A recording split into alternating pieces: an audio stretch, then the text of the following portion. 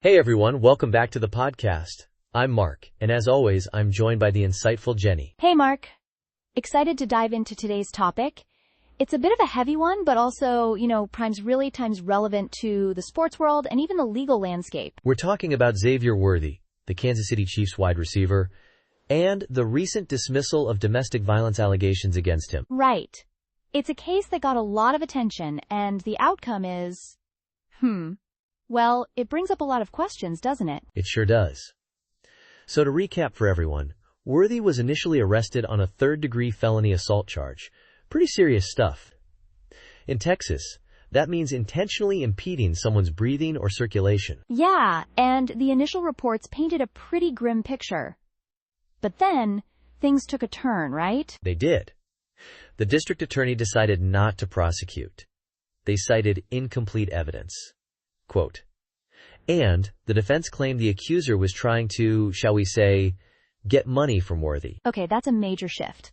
So what was the defense's argument, exactly? They said the whole thing was fabricated, tied to an ongoing dispute about where they were living.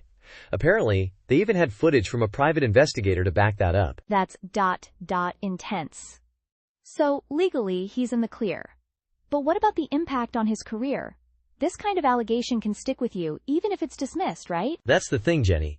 The NFL has its own personal conduct policy, and it's asterisk, separate times from the legal system. They can, and sometimes do, discipline players, even if charges are dropped. So what's the NFL stance on this? Have the Chiefs said anything? Both the NFL and the Chiefs are basically in monitoring mode. They haven't taken any disciplinary action.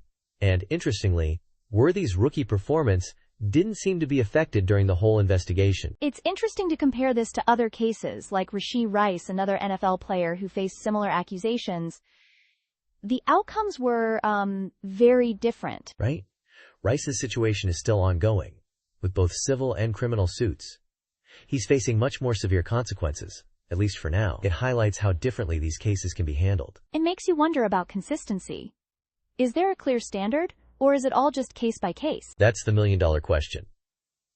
The NFL's policy is times to hold players accountable, but the application seems, let's just say, variable. And then there's the court of public opinion.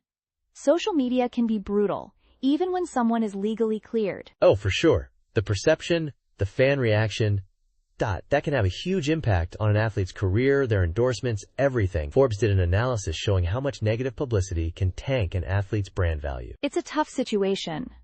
And it's not just about the athlete.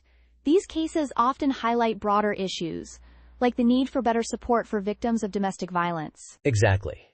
And, it raises questions about how teams, leagues, and even the legal system can handle these situations more effectively and fairly. The Bureau of Justice Statistics even points out that not prosecuting doesn't always mean someone's innocent, just that there's not enough evidence. That's a really important distinction, Mark. It's easy to jump to conclusions, but the legal process is complex. It is. And, according to the Sports and Fitness Industry Association, public perception really influences how these league policies are enforced. So, there's pressure from all sides. So looking ahead, do you think cases like Worthy's and Rice's might lead to any changes in NFL policy? I wouldn't be surprised. There's always pressure to refine these policies, especially after high-profile incidents. Maybe more emphasis on education, support programs, things like that. What do you think, Jenny? Should the NFL have a asterisk more times consistent standard? That's a tough one. I mean, on one hand, consistency seems fairer.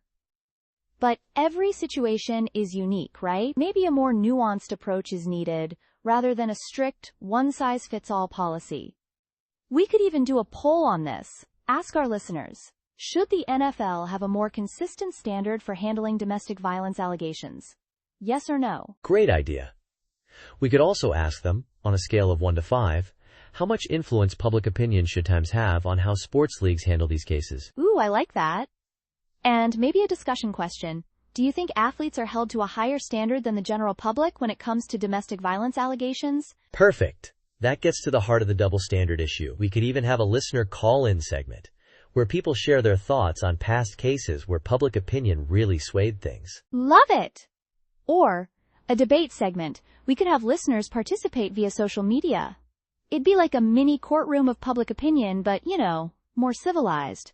Hopefully. And to lighten things up a bit, maybe a trivia segment? We could do a quiz on past high-profile cases, focusing on how they were handled. Keep it engaging, you know? That's a great way to wrap things up. It's a complex issue, and there aren't any easy answers, but keeping the conversation going is key. Definitely. And it's a conversation we'll be revisiting. Thanks for breaking this down with me, Jenny. Always insightful. Thanks, Mark. Always a pleasure to explore these important and sometimes difficult topics.